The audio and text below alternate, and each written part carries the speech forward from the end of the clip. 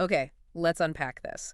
We're jumping into a deep dive today that tackles, well, an issue afflicting nearly every serious outdoors person. Where can I actually find quality land to hunt? Yeah, it's an eternal question, isn't it? It really is, but the rules of engagement, they've changed dramatically. They certainly have. The sources we looked at, they actually refer to it as the plague, Hmm. that constant, often frustrating search for reliable grounds. Huh. The plague. That feels about right sometimes. And for the modern hunter, the old assumptions about freely accessing land based on just tradition or some kind of God-given right, they're simply outdated. Yeah, come The on. system is formalized now, much more structured. Exactly. So when you strip away all the regulations and the geographical quirks hunting access today, it fundamentally boils down to just two categories: Yeah. public land and private land. That's it. And what you actually get out of those two options is, well, it's wildly inconsistent. And that inconsistency, really, that's what drives this whole deep dive. Our mission here is to give you a clear breakdown. We want to unpack the specific rules, the freedoms, and maybe the surprisingly dense management structures attached to each option. From vast federal reserves right down to the booming commercial lease market. So by the end of this, you'll know not only where to look, but maybe why the hunting industry is moving in the direction it is. Precisely. Okay, so we'll start where most people probably start: public land.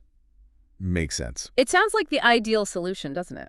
Land owned by the federal, state, county, or local government, generally open for access, often free. What's not to like? In theory, yes. Sounds perfect. Yes. But here is the core structural problem we keep mentioning. Yeah. Consistency, or rather the lack of it. Okay. Hunting is managed at such granular levels, department by department, state by state, sometimes even district by district, Wow. that the quality of the experience, what you actually find on the ground, becomes completely unpredictable. Okay, can you give us a concrete example? Like, what does unpredictable quality or inconsistency actually look like for a hunter? Because, to someone new, that might just sound like bad luck. Oh, it's far more complex than just luck. Inconsistency means, let's say, even within a single state, Hmm. right?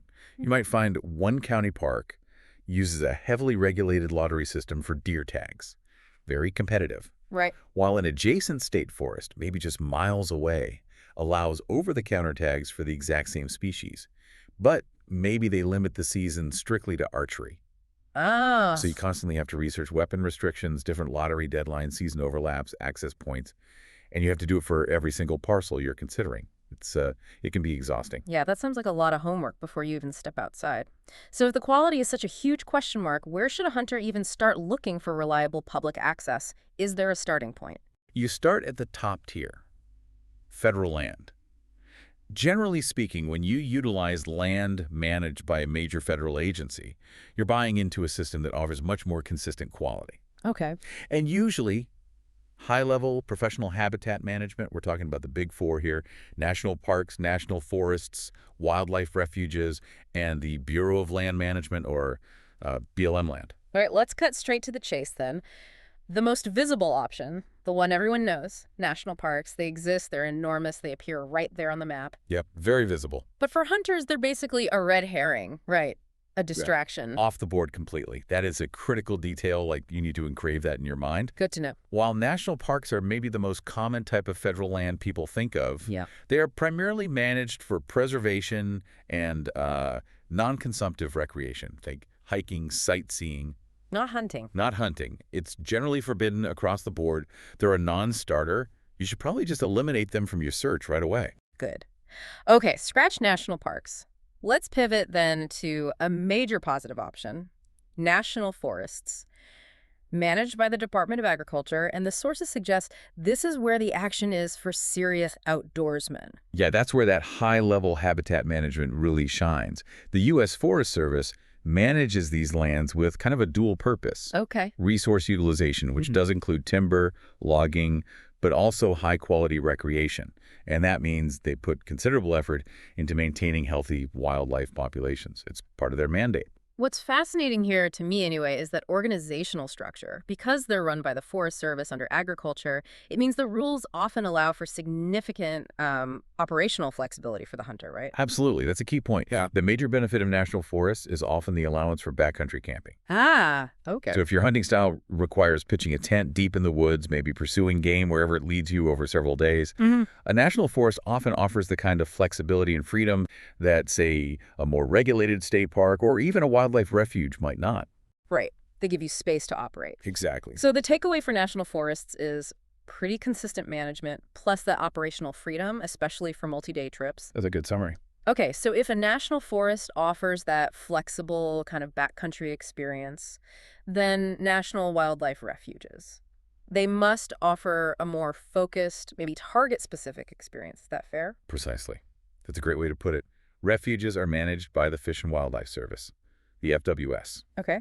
And if we connect this to the bigger picture, right, the FWS's core mission is conservation, restoration, and management of fish, wildlife, and their natural habitats. So hunting fits right in. It naturally makes their properties ideal for hunting, fishing, and trapping, but often under maybe tighter regulation than the Forest Service might allow, more specific roles. What really stands out about refuges, then? What's their niche? Well, because of that conservation focus, they frequently include important areas like marshland or coastal zones. Wow, waterfowl. Exactly. That makes them spectacular options for waterfowl hunting. And here's a crucial accessibility fact you need to know. Every single state has at least one national wildlife refuge. Every state. Wow. Every state. So they are the definition of widely available focused hunting ground, potentially right near you. Okay, good to know. Let's move west now, geographically speaking, because our next category, Bureau of Land Management land, BLM land, it has a major geographical constraint, doesn't it? It absolutely does. Yeah. This is key. If you are hunting anywhere east of the Central Great Plains, basically east of Colorado, you can probably just skip this section entirely. Really? That exclusive. Pretty much. BLM land, managed by the Department of the Interior, is almost exclusively a resource of the American West. Okay. But the trade-off for that geographical limitation is apparently extreme freedom. That's why it's so popular out west. We heard that BLM land offers the most freedom for recreation out of all public land options. Is that true? That's generally correct, yes. You're usually permitted to hunt, target shoot, backcountry camp, and even utilize ATVs on designated trails. It's an incredibly permissive environment compared to others. Wait a second. If BLM land offers that much freedom, ATVs buzzing around, target shooting, hunting, how do they manage the potential for conflict? Doesn't that much freedom almost inherently degrade the quality of the experience sometimes?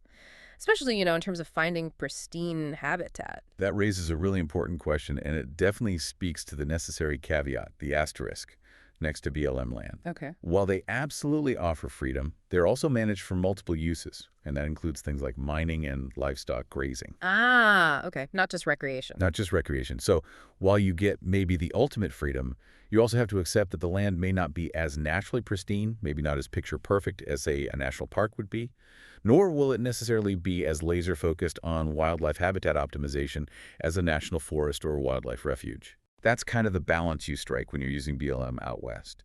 Freedom, but with those other uses potentially happening. Got it. Okay, finally, we come to state parks. And county parks, too, I suppose. This is the last public category, and you've already warned us. This is the definition of hit or miss. It's the ultimate variable, total wildcard territory. The sources give some pretty extreme examples that just underscore the absolute need for pre-research. Like what? Well, for example, in certain states like California, absolutely no state parks allow hunting to any degree, zero. It's often a complete ban statewide in their park system. Wow, okay. So you absolutely must check the state-specific regulations, probably park-specific regulations, for every single park you might consider. You just cannot assume accessibility at the state or local level. It varies too much. Okay, so we've established that public land. Yeah. It ranges from the potentially ideal, like national forests, to the completely unavailable, like national parks, to the utterly inconsistent, like state parks. That sums it up pretty well. For some hunters, maybe that patchwork is enough. But the core story, really, of modern hunting access seems to be this necessary shift toward private land. Yeah, the various pain points of public land, the crowded access points, the highly competitive lottery systems, the geographical constraints where the best federal resources are concentrated. Right. All that has created an increasing necessity, really, for private access.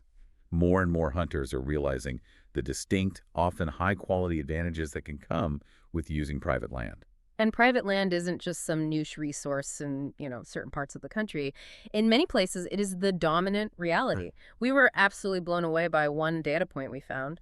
A state like Iowa Hmm. is made up of a staggering 99% private land. 99%. Yeah, it's incredible. That single stat just completely contextualizes the whole public versus private debate, doesn't it? It makes the challenge almost insurmountable in some regions unless you can figure out private access. Historically, accessing that 99% or whatever the percentage was in your area, it was incredibly challenging. It Right. relied almost entirely on either owning land yourself or having existing relationships, knowing somebody. The old knock on doors method. Exactly. Or spending hours knocking on landowners' doors, maybe putting an ad in the local paper, Yeah. methods that are now largely obsolete. Why obsolete? Liability. Liability concerns are huge, yeah. Plus, just an increased valuation of property rights in general. It's just not as simple as it used to be. Okay, so that structural pain point, that difficulty, it led directly to the commercial solution we're seeing now. Correct. Hunting lease companies have basically stepped into this gap to formalize the market. They're providing what looks like an affordable and certainly convenient modern solution. Let's talk about how this system actually works. Using companies like Basecamp Leasing was mentioned as a blueprint. Right. This is essentially where hunting access turns into a more formal commodity. These companies, they act as brokers, basically. Yeah. They partner with landowners who own quality acreage. Often we're talking thousands of acres. And then they market the hunting rights for that land, specifically to outdoorsmen, to hunters like you. They're creating this commercially managed network of available land. And we're not talking about small potatoes here, are we? The data we Yeah. saw shows this is a pretty mature market now. Companies in this space have like thousands of active leases available. Oh, yeah. One source mentioned over 3,000 active leases for just one company. Wow. It really demonstrates just how many hunters are consciously opting out of the public land lottery, the uncertainty, and opting into this private reservation system. So that speaks to the economics then, and maybe the perceived return on investment, the ROI for the hunter. Absolutely. When you pay for a lease, you aren't just paying for access like you might with a park pass. You're primarily paying for exclusivity. Right. That's the key difference. You're essentially reserving that piece of land, that specific property, for a specific period, often an entire season, just for you or your small group. Okay. What are the typical economics here, roughly? What is the hunter actually paying for, and what kind of commitment are they usually making? Well, the commitment varies, but generally leases are annual, sometimes seasonal, or even multi-year contracts. The cost is often calculated per acre, or sometimes just a flat fee for the property. And price range. It can vary wildly depending on location and quality, but a typical high-quality lease for, say, deer hunting might run several $1,000s for a season. Okay. But in return for that investment, you secure quality, often managed land, with guaranteed exclusive access. And that allows you, as the source material put it, to leave the pressure of public land behind you and truly enjoy your trip to the fullest. That management piece you mentioned seems key, doesn't it? Because when a landowner enters a leasing agreement like this, they often commit to certain habitat maintenance standards, right? Because their income is now directly tied to the quality of the hunting experience they offer. It's exactly right. This commercial shift moves conservation, or at least habitat management, from being purely publicly funded, through license fees, tax stamps, stuff like that, to being privately incentivized. Interesting. Landowners are suddenly realizing the tangible monetary value of their hunting rights.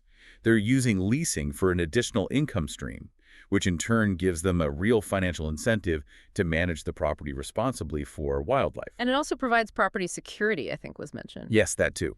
It provides security because the lessee, the hunter who paid for the lease, kind of acts as an informal patrol against trespassers or poachers. They have a vested interest in protecting their spot. So the benefit is really twofold. The hunter gets that guaranteed exclusivity and often managed quality land, and the landowner gets income and security. It's a formalized commercial ecosystem basically designed to solve that scarcity problem that public land inconsistency often creates. Well put. That's the model. Hashtag tag tag outro. Yeah. So if we try to synthesize all this information, look, hunting is absolutely ingrained in the fabric of our society. That's not going anywhere. Right. But the core challenge finding and securing access to quality land, Yeah. it clearly requires a proactive strategy now more than ever.